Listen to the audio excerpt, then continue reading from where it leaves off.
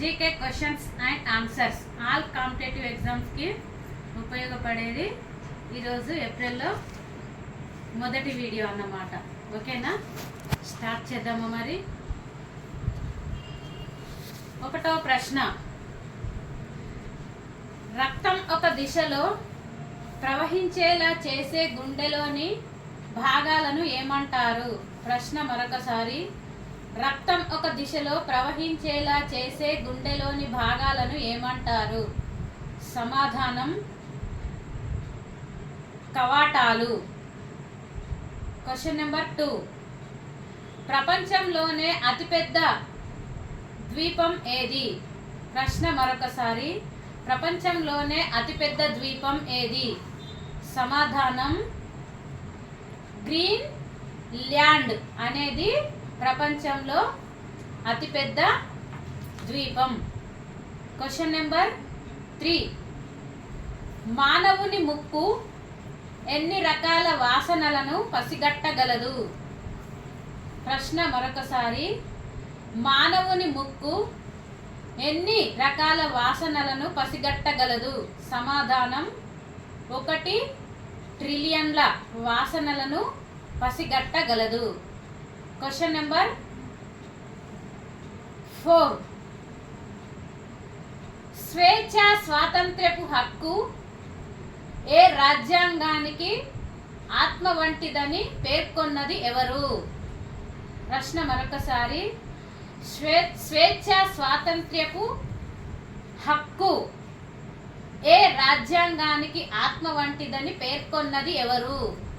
సమాధానం justice శుక్రీ. Question number 4, బౌద్ధ గ్రంథాలలో కమ్మకారులు అనే పదం ఎవరిని సూచిస్తుంది? ప్రశ్న మరొకసారి, బౌద్ధ గ్రంథాలలో కమ్మకారులు అనే పదం ఎవరిని సూచిస్తుంది? సమాధానం వ్యవసాయ కూలీలను. క్వశ్చన్ నెంబర్ 6, అంతర్జాతీయ మహిళా దినోత్సవం ఆలోచనను మొదటగా ప్రతిపాదించిన మహిళ ఎవరు? ప్రశ్న మరొకసారి, అంతర్జాతీయ మహిళా దినోత్సవం ఆలోచనలను మొదటగా ప్రతిపాదించిన మహిళ ఎవరు? Clara Zetkin. Clara Zetkin. Question number 7, భారతదేశపు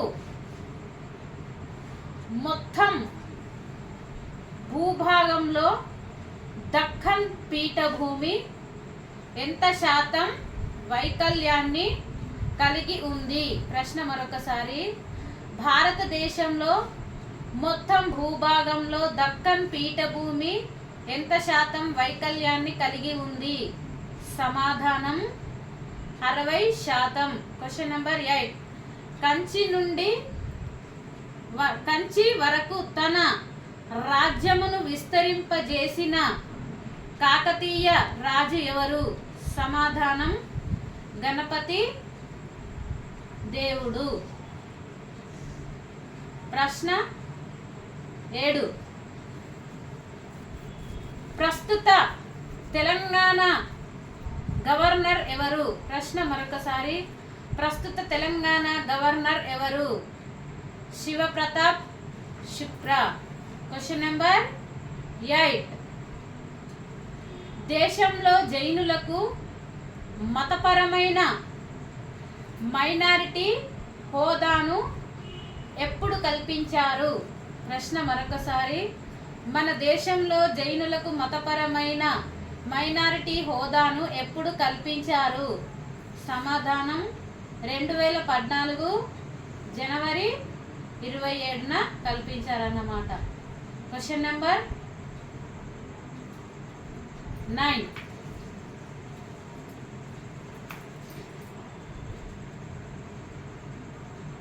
జాతీయ విజ్ఞాన దినోత్సవాన్ని భారత ప్రభుత్వం అధికారికంగా ఎప్పుడు ప్రవేశపెట్టింది? ప్రశ్న మరొకసారి, జాతీయ విజ్ఞాన దినోత్సవాన్ని భారత ప్రభుత్వం అధికారికంగా ఎప్పుడు ప్రవేశపెట్టింది? సమాధానం 1987వ సంవత్సరంలో ప్రకటించింది. Question number 9. తెల్ల రక్త కణాల క్యాన్సర్లను ఏమంటారు? ప్రశ్న మరొకసారి. తెల్ల రక్త కణాల క్యాన్సర్లను ఏమంటారు? లుకేమియా. Question number 10.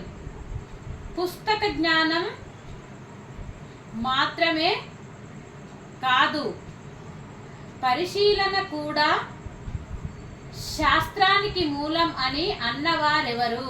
ప్రశ్న మరొకసారి. పుస్తక జ్ఞానం మాత్రమే కాదు, పరిశీలన కూడా శాస్త్రానికి మూలం అని అన్నవారెవరు? సమాధానం సివి రామన్. నా వీడియో కనుక మీకు నచ్చితే